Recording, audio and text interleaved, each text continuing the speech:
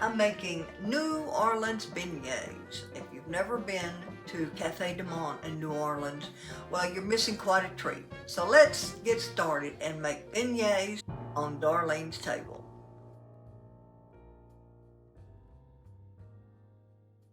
All right, so I'm going to start by putting the yeast in the bowl. This is 2¼ teaspoons. I buy it in the jar, but you can buy the packages. I'm going to put just a little of the sugar out of the 1/4 cup of sugar we're using, and the warm water. We're going to give this a good whisk and just give it a couple of minutes to sit. Make sure it's dissolved. You'll usually see some bubbles in it. Now I'm adding the canola oil. This is evaporated milk, 1 cup of evaporated canned milk. And I also had put the vanilla in it, that's what you see. So I'm going to make sure I get all that vanilla bean paste out.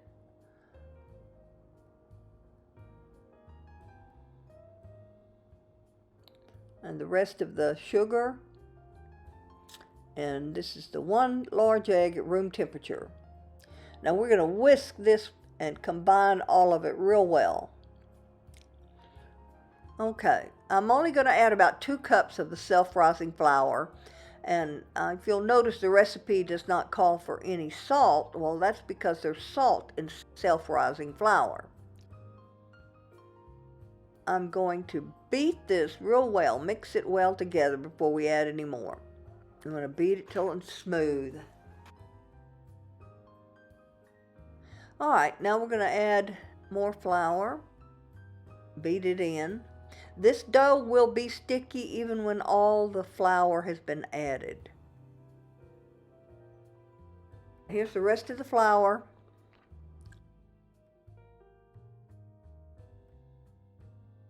This is a sticky dough, but that's what we want. That's what we expected. Now I will cover this bowl and put this in the refrigerator until in the morning.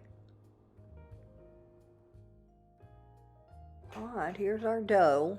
The next morning, out of the refrigerator and onto a floured pastry sheet. I'm going to flour that rolling pin, turn the dough over, get both sides floured well, because it's sticky like we talked about. Now I'm going to roll this out to a rectangle about 16 by 12 inches. If you roll it out to that width and length, your thickness will be correct. The nice thing about the pastry sheet is it does have inches on it in both directions.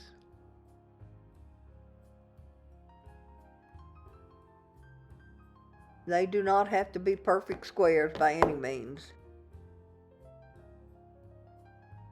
I have my oil heating up. I'm waiting for the oil to get to about 350 degrees. All right, we're there. So we're going to do this in batches. And one thing that I learned was I'm not going to make them as large. I am going to do 2-inch next time, because when I took the first batch out and checked it with a toothpick, in the center, it was a little bit of dough. So it's better to have them smaller, and that's exactly what I'll do next time. Plus, I had to brown them more than I wanted to because they were larger, to make sure they were done, which they were still great, but I would like a lighter golden color next time. I'm removing them to a paper towel lined pan, and then we'll start with the second batch. So I'm going to sprinkle them lightly with the powdered sugar, and when they're all done, I'll sprinkle them all again. All right, they are all done. They really turned out very well. I was pleased with the flavor and the puffiness. They were really good. New Orleans beignets. I've tried many different beignet recipes, and this one really made me happy. They really puffed up nicely, and they were fluffy and so light. There are two regrets that I have. One, that I made them larger. It took longer to fry, which made them darker. Next time I will make them 2 inches and they won't have to be in the fryer as long, and they will be more of a golden brown. Two, I regret that my cameraman didn't get a picture of one split open to show how light and fluffy they were. You'll just have to take my word for it. Perhaps our neighbors will comment. But other than that, they were perfect. I urge you to give these a try, and I'll let you be the judge. You will find the link to the printable recipe in the video description. And if you like this video, please hit the like button and consider subscribing. We have more videos planned and would love to see you again right here on Darlene's Table.